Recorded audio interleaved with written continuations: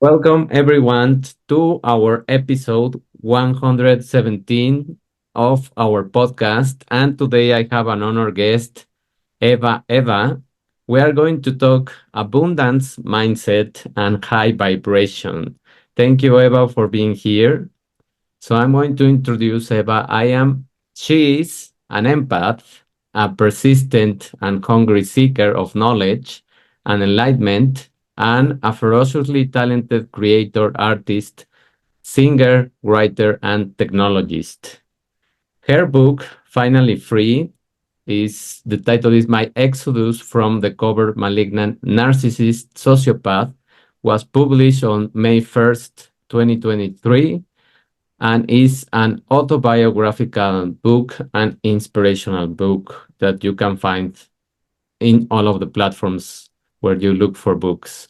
She's a world music artist, singer, producer, composer, dancer, actor, voice actor, model, historical clothing and show dance attire designer, fitness instructor, and technology systems nerd.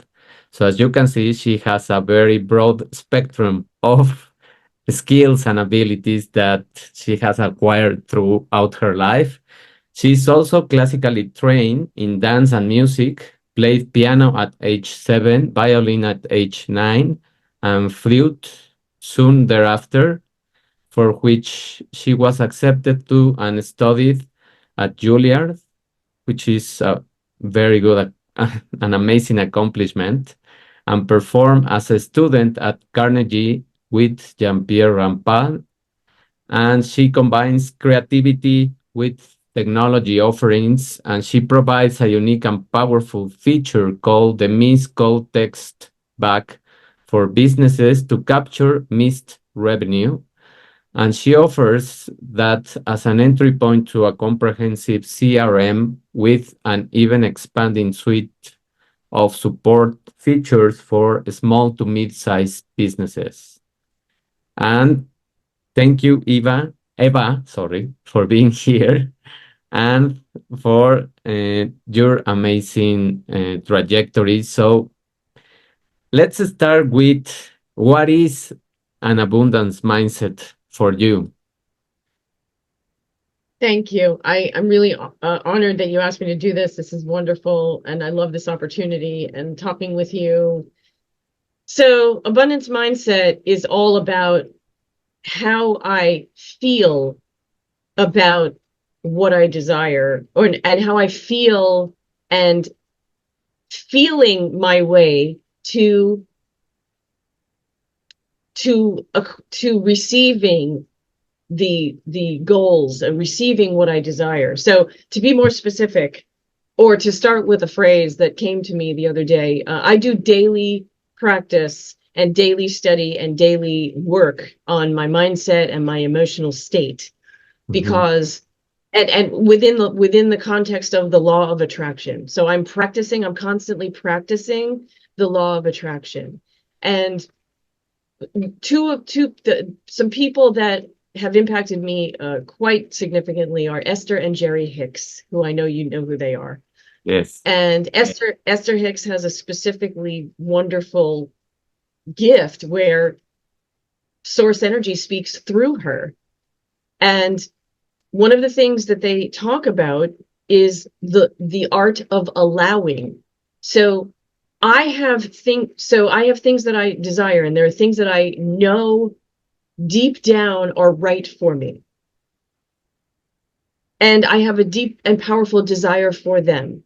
And so I put my energy in the place of what does it feel like to already have these things that I want. In my case, I want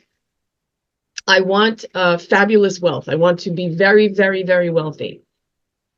I know it to be a correct state for me. Deep down in my core, I know. And so for each person, you will know deep down in your core what is that energetic match. So Esther and Jerry Hicks talk about being in alignment, in frequency alignment, vibration, and matching the frequency vibration of those, whatever those desires are that you have. And my daily work is all about being in the state of allowing. emotionally in I am very emotionally drawn, or I'm very emotionally in the state of my desire, but at the same time I am allowing, so I am detached from the outcome. Mhm. So ultimately my best emotional state is that I am being as if. The phrase came to me when I was listening to them. Acting as if is superficial, but being as if is fundamental. So the teaching is, I am being that wealthy person, and I am energetically generating the frequency of being that person, and I'm also feeling the feelings that come with feeling. So for me, the feeling is, I feel so fulfilled, and I have choices, and I feel so free, and I'm so, oh, it's so fun about deciding what I'll do tomorrow, and it's so fun deciding how my business will go today. All of those things are the act of putting myself in the emotional place of having already received that. And then so I'm emotionally committed, but I'm detached, and I allow. And that's the place that I have found to be the most powerful and the most impactful.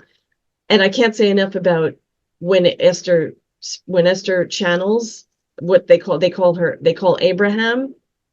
It's called Abraham Speaks, and it really resonates powerfully. I hope that answers the question. Yes, thank you, Eva. I agree that, and I also have listened to several books of Esther and Jerry, and I really think that they simplify things in a very easy way so that we or everyone understands that. I was just listening to an extract of their book that says that when you know the destination where you want to go in a car, you just put the place, and the GPS is going to tell you, well, take this route and go into these kind of highways or freeways, and that will be the best route for you to go so that you can arrive faster. And that's how we can think of arriving to a place where we want to be, instead of just creating that resistance of asking ourselves questions or doubting ourselves that right now we are not in the place and we are judging ourselves beforehand. And what he says, it's so funny because he says, well, the GPS is going to never ask you, why do you want to go to San Diego if you are in Mexico? No. So that doesn't mean anything for the GPS system. So you shouldn't ask the why. You just have to focus on where you want to be and attract or try to be more aware of the thoughts that you are thinking leading to that place, no?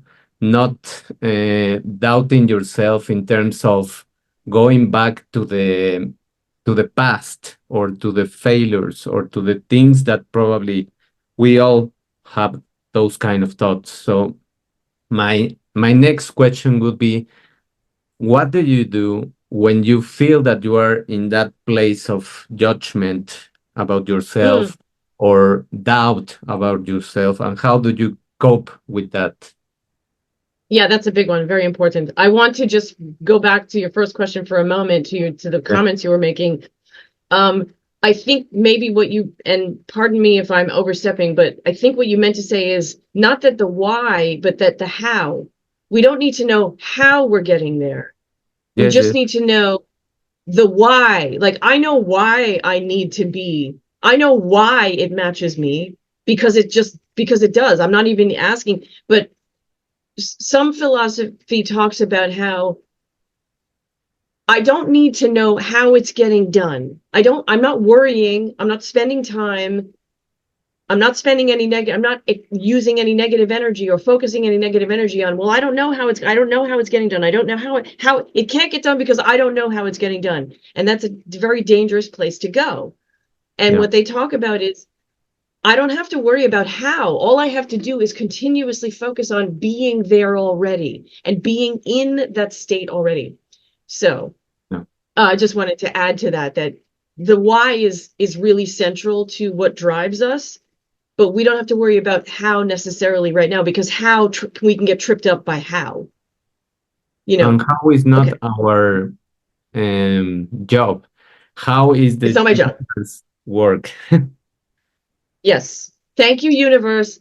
I am allowing and I'm just being in that place. So how do I get out of if I fall into a negative a negative pattern?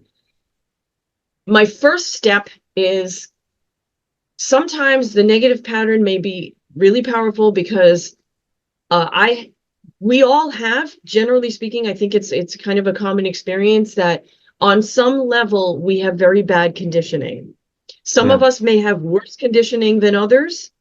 I particularly have had some really horrible conditioning. And that horrible conditioning programmed me to believe things that were not in alignment with my authentic self. They were not in alignment with my spirit, and they were not in alignment with the abundance and the beauty of source energy.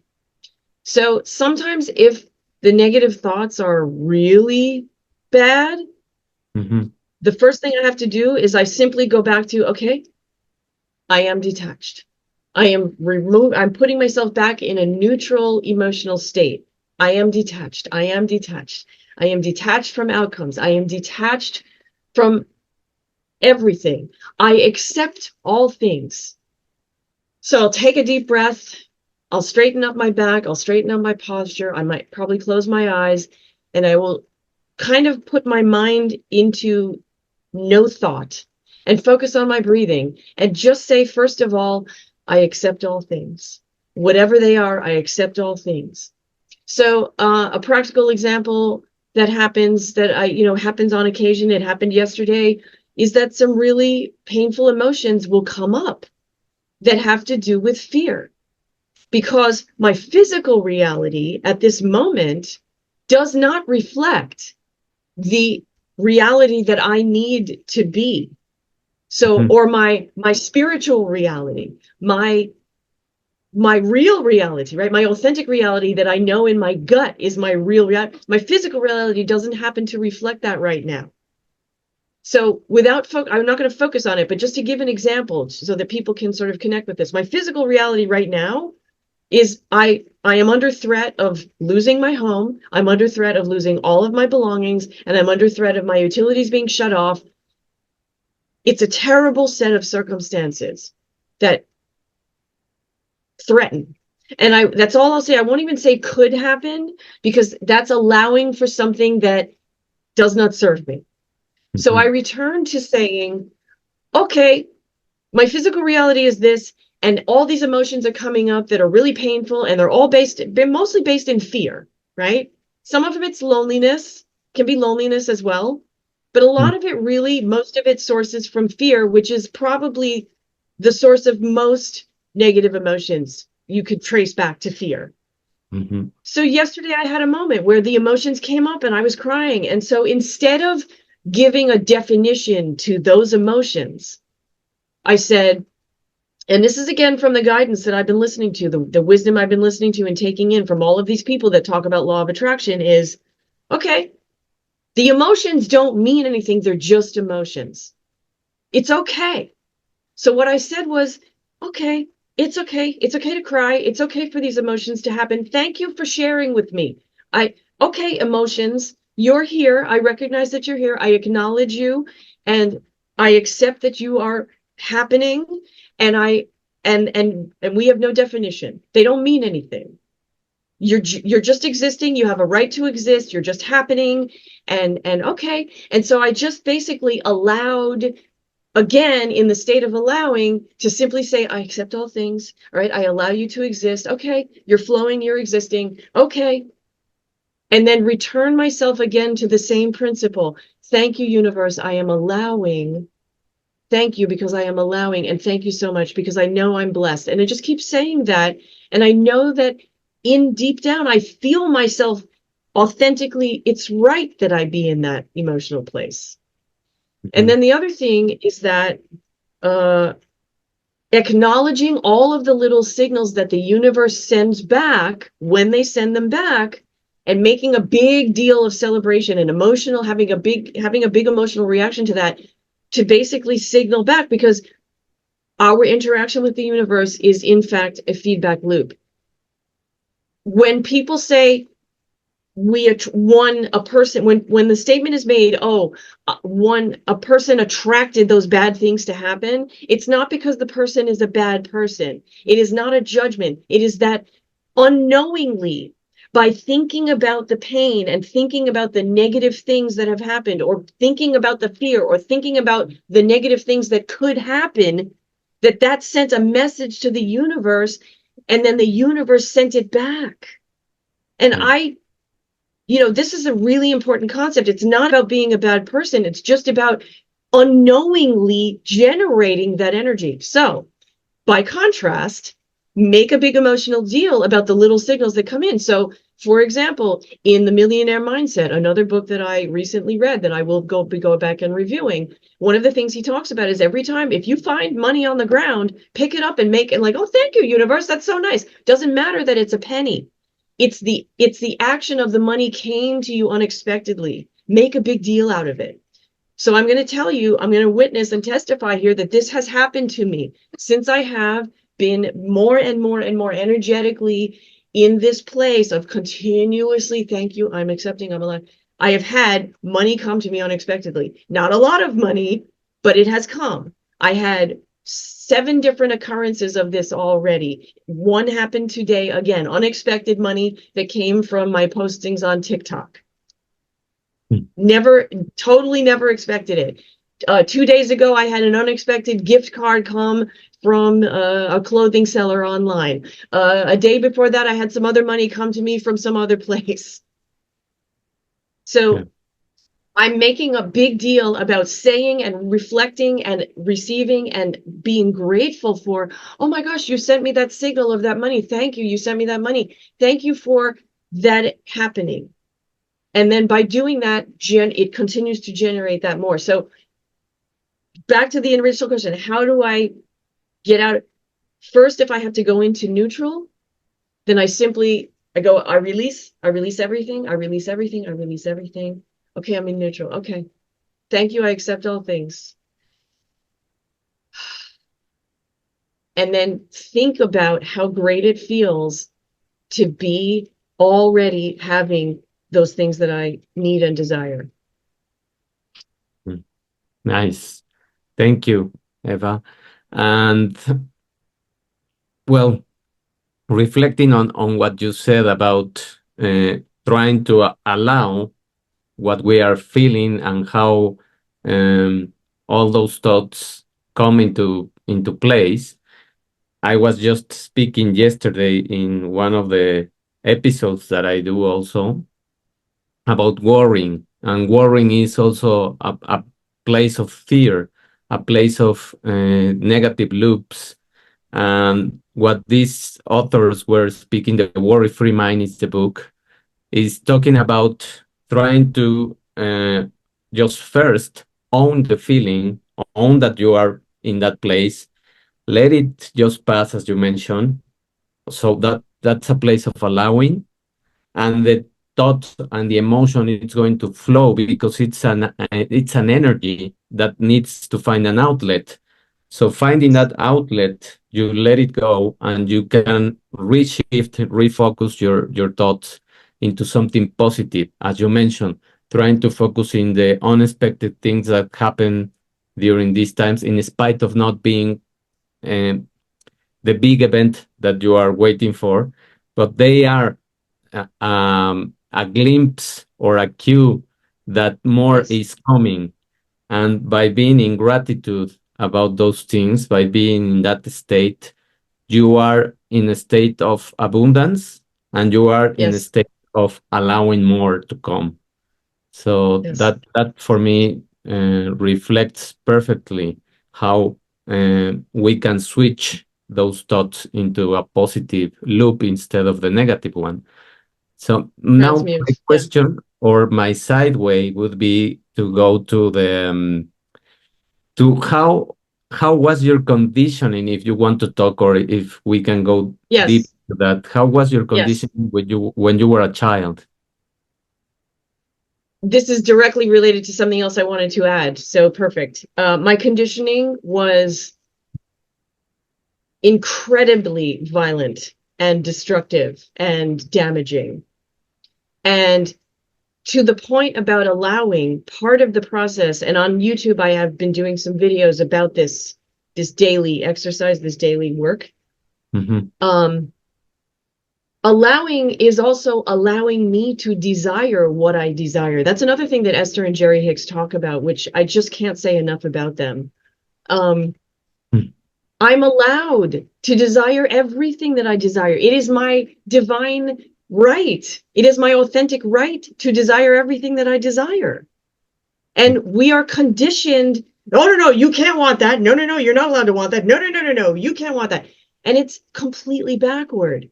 So my conditioning was particularly bad, and I'll talk about that in a second.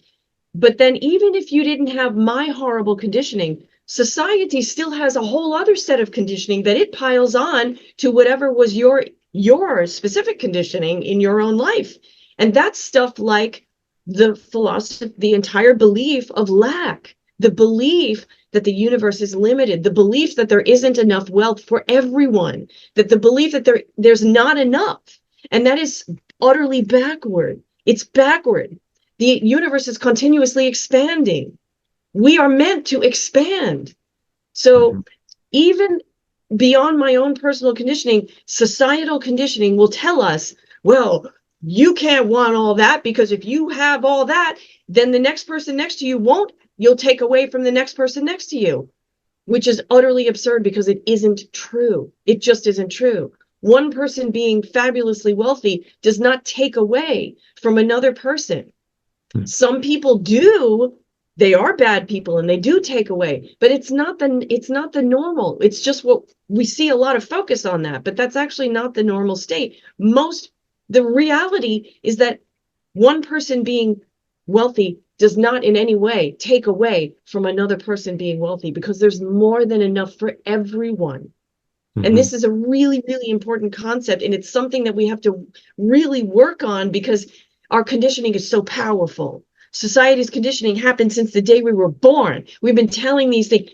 Okay, and another example that I love is, if you are sick, I can't, if you're sick and then I make myself sick and I become sick, I can't be sick enough to make you well. If Yeah. you are miserable, I can't be miserable enough to make you happy. If you're poor, I can't be poor enough to make you rich. So why on earth would I pursue lowering my energy and lowering my value and lowering my life and going into the sickness and the poverty and the misery? Why would I do that when it certainly doesn't benefit me and it absolutely doesn't benefit anyone else ever? Hmm. But if I am a light and I'm shining and I am brilliant and I'm big and I'm rich and I'm all, well, it can't help but rub off on the people around me. My light can't help but shine. It can't help it. It's the inevitable consequence. So this is a really, really, really important concept to get, is that the bigger you are and the brighter you are, the brighter I am, and the more, then I can't help it. It's going to come out on you. It's going to come out around me. I'm going to impact my world in this way because I can't help it, because that is the natural order of things. So my conditioning was entirely the opposite of this. My personal conditioning was, and I write about this in my book, I was sexually assaulted persistently. I was brutally beaten by my parents. My father sexually assaulted me through my childhood. My mother knew everything that was happening and absolutely abandoned me. She was a witness and did nothing. She never protected me.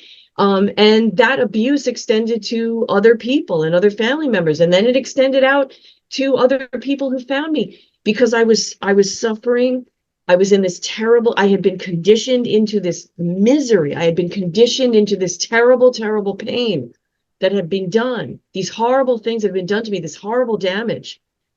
And so I was living in that pain. There were moments when I moved away from it and I accomplished extraordinary things. It's not that I couldn't accomplish extraordinary things, but the problem was that at the very core, I had learned expertly that I was not worthy of all that I desired.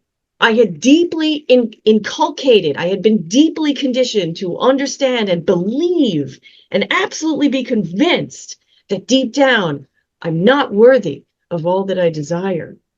And the thing is, we are. I am. You are. You are worthy of everything, everything. And the thing that Esther Hicks talks about is get into it, get into that emotional place. Yes, I'm worthy. I'm worthy to want those things. I'm allowed because I'm supposed to. It's natural.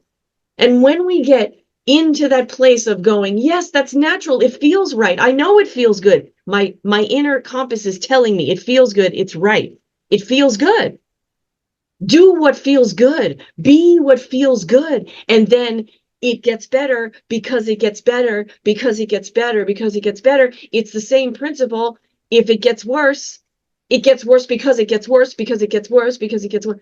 And that's where I was.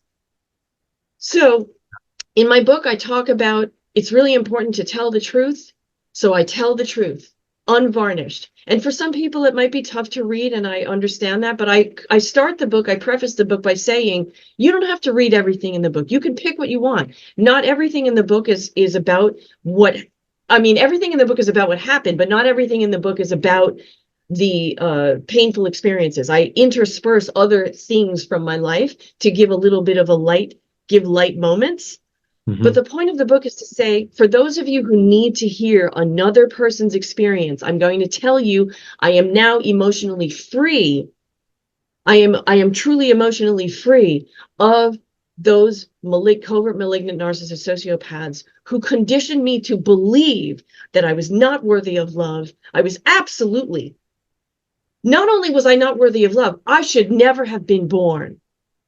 I Mm. absolutely believed this. And my conditioning led me, some of the manifestation of the last sociopath who financially destroyed me, some of the impact and manifestation of what he did, I ended up on a wall in Phoenix pointing a gun to my head Mm. with the safety off. Christmas Eve 2020, I was sitting on a wall in Phoenix pointing a gun at my head. And I write about this in the book because it's really important. I told the truth about everything with no holds barred so that somebody else can see. It may be different details, but the feelings are the same. And I can guarantee we do have a pathway out. And you know what? The other thing that I do is I say, again, whatever happens, happens. Whatever happens, happens. And I say it over and over again. Whatever happens, happens. I accept all things. I put myself in the place of being at that energy. I insist upon being in that energy. So, okay, that's some of the conditioning, and that's some of my discussion of that conditioning. Thank you, Eva. And I think it's extremely important, everything that you have mentioned about the conditioning, about what I pick up from all the passages that you discuss is the frequency that we are aligned to. What Jerry and Esther say is also that kind of frequency that we tune in when we are just, for example, trying to listen to a radio station. We need to really tune in into the specific frequency so that we can hear a clear voice or music, whatever we are searching for. So it's the same in terms of attracting the things that we want. If we align with the frequency that we need to be aligned of abundance, we are going to attract the things that we deserve and that we are worthy of.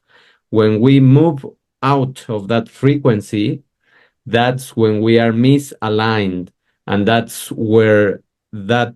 that's where we are feeling the kind of emotions that give us the guidance system so that we be more aware that when we feel sad or depressed or anxious or any other negative emotion, we we are just being given um, a guidance or a cue that we need to get out of that place. We can feel that for a moment, but we are in an alignment where we are not going to receive anything good because we are in a fear state, we are in a negative state, we are in those places where many times we were conditioned, as you mentioned, and Mm-hmm. that Mm-hmm. happens everywhere in the world. I think that that's a universal thing that also has been learned from society. uh, Everywhere in the world is being conditioned to, as you mentioned, to feel that if we are successful, other people cannot be successful because we are hoarding everything, so we are taking everything from them, and that's of course just wrong, because the universe has infinite resources for everyone. The problem with many people, or why they don't receive what they want, is because the frequency that they are vibrating on is a negative frequency, and that's it. So what we need to do is just realign ourselves, be more in a calm state, and return to the abundance frequency, and that's how things will be aligned. And I mean, such powerful story that you have um, told me about what you lived.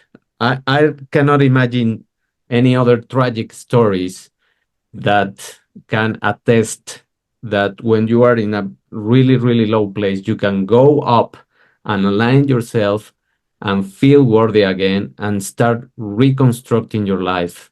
So I think that that would be the message for people, that even if you are in the darkest or lowest places in your life, you can always go up, and you can always go in terms of the vibration scale that also Yeah. Esther Yeah. and Jerry speak about, just scaling up every emotion step by step or little by little. No? Yeah. And I wanted to add that the practical application, because, and I know this for myself because it's true. It's true. It's been true of me. And I know it's true of many, many people. Like, well, this manifestation shit doesn't work. This doesn't, what the fuck? What do I think about it? And I feel bad. No. So, yes, it can be really difficult. And I know I can tell you my own experience. Okay. Uh, Very difficult to be in a place of such incredible despair. I mean, absolute desolation, hopelessness, true belief that I don't belong. I should never have born. I believed this, right? I wanted to die. How do you get from that to going, yeah, it's all working out for me? Because it's not fake. Because you might need to go into just neutral. Maybe whatever words work for you, it doesn't matter what words you use. It just matters that it works for you. So for me, sometimes it just has to be, okay, all right, I accept all things. Maybe that's all you can say. I accept all things. But you've just opened your energy to, now you opened your spirit now. So now the good things can come in. Okay, I'm willing to accept the good things. Maybe you say, I'm willing to accept the good things coming in. Okay, yep, I could say that. I'm willing, I'm willing to accept it. Yes. And maybe that's what you have to say that for a while. Or maybe you have to keep repeating over and over again, look in the mirror and say, I love you, Eva. Or you don't say your name, I love you, so and so, right? Look in the mirror. Uh, or maybe just really simple things like I release, I release all attachment. I release all attachment. I release it. Okay. Because worry and despair, they are a kind of a holding on too. They are a form of grip. They are a form of this, like shrinking, right? Worry and despair and despair is shrinking, shrinking, shrinking, shrinking, right? It's like, if I release, like if you make it a physical manifestation, if you open up your posture, you open up your body, you open up your hands, you release, right? You open your hands now.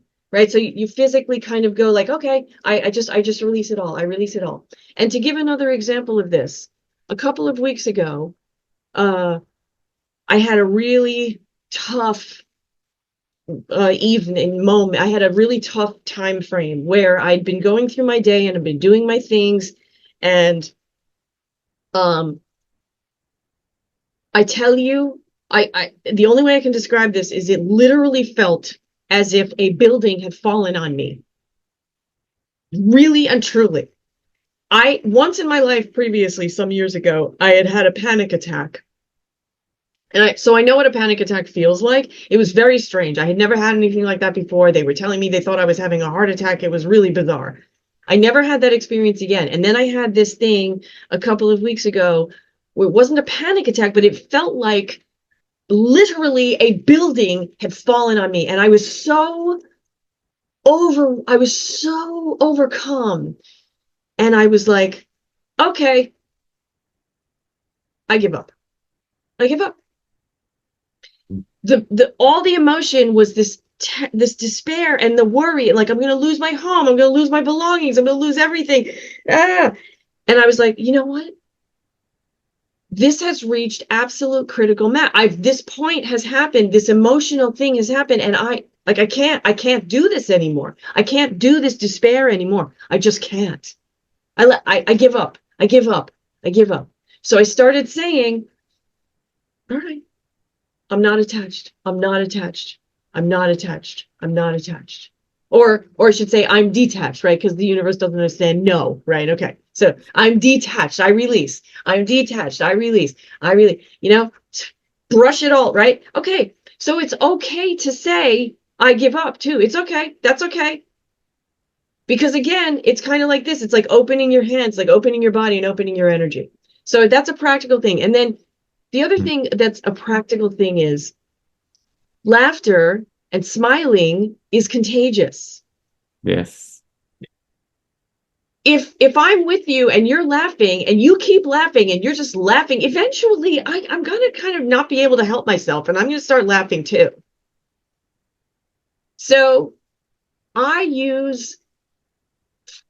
put my smile on my face because my body receives the smile and the chemistry happens and the smile is happening and the chemistry is happening. It Yeah. doesn't matter if my mind is saying whatever it's saying. So laughter in itself is contagious. And the other thing is that like being miserable makes you more miserable. So you might as well go for the happiness anyway, because things are going to go as they go anyway. You might as well go for the happiness no matter what happens, because if you're miserable, you're still miserable. So there's that. And then finally, we resolve to the level of our rituals and our habits, our habituations. Mm-hmm. So my work is all about, okay, I am consistently elevating my rituals and my habituations, because when things hit hard, when emotions come in and they come in a flood and there's a big flood, what am I resolving to? I'm going to resolve to those rituals. So my focus is always on, okay, so what ritual am I practicing? I'm always practicing the best possible rituals. I'm always practicing the state of being that's the best attractor, the most powerful magnet. I am a money magnet. I'm always practicing. I'm an abundance magnet. I'm always practicing. And those are things that I think are important, practical things for anyone who's listening who maybe say, I don't know about all that thinking stuff. Okay, it's okay. That's all okay. No, I think that those are extremely helpful, and I think that with this we are wrapping up and we are summarizing that the best way to get out of those dark places, of those negative loops, of those ruminating cycles, is to surrender. Surrender to the state of being just owning that you are feeling everything what it is, and opening again. The first step is owning and surrendering. And in in those states, you are in neutral phase, as you mentioned. You are in neutral phase, but that's better than the negative. So from there, you start opening again, and you can allow more if you have your arms open. It's just like when you are going to give a hug.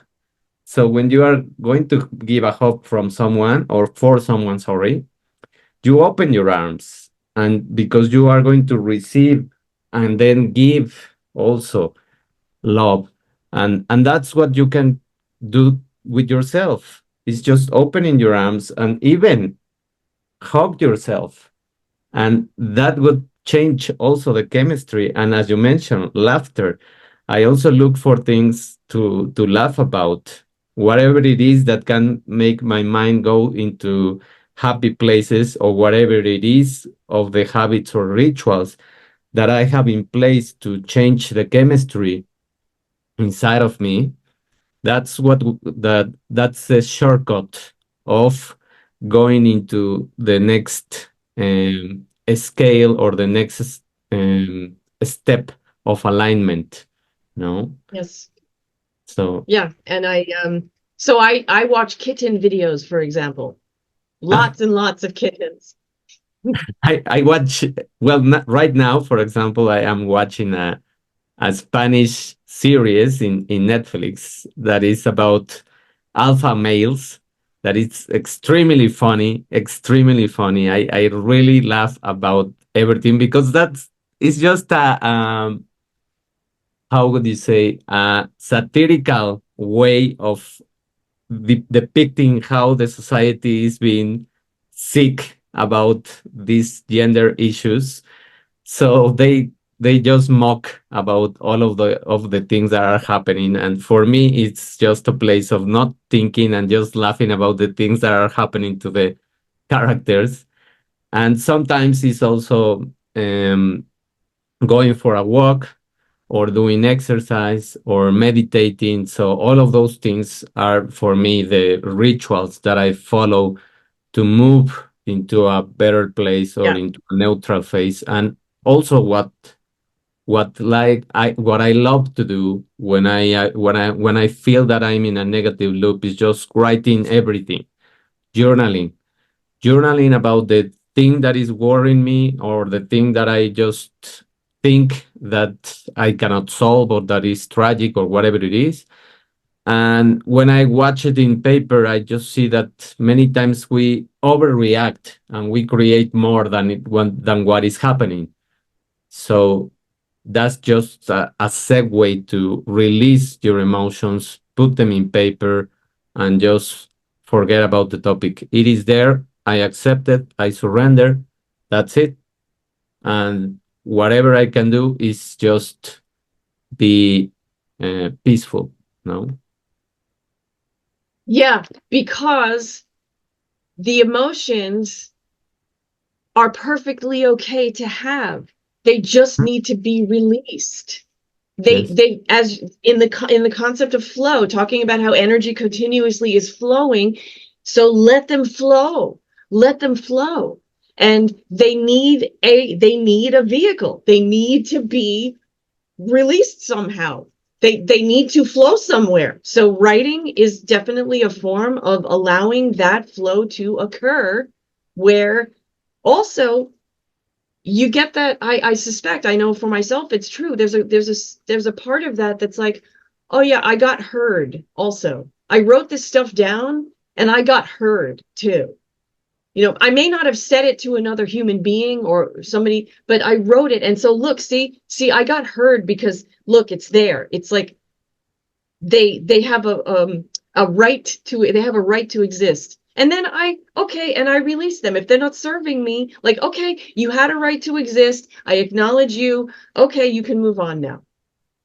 Um, one thing I wanted to add too is that um, for those who need to know or need to hear, for those who have had really, really horrible suffering in their life, similar to my experience, uh, and please, read if my book is useful to you, then I encourage you to read it.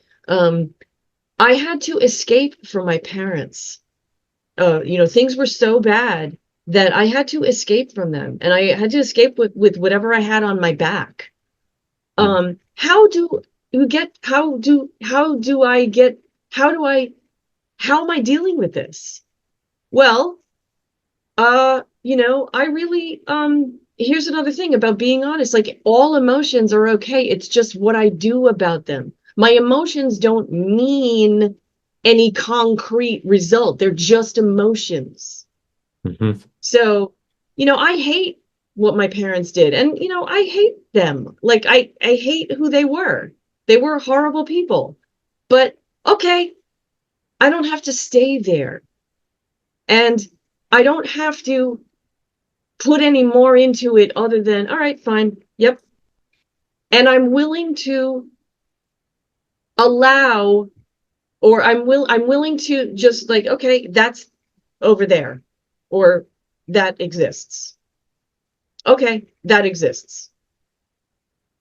I don't I don't I have no judgment. I have no other I'm not fighting, I'm not resisting. Mhm.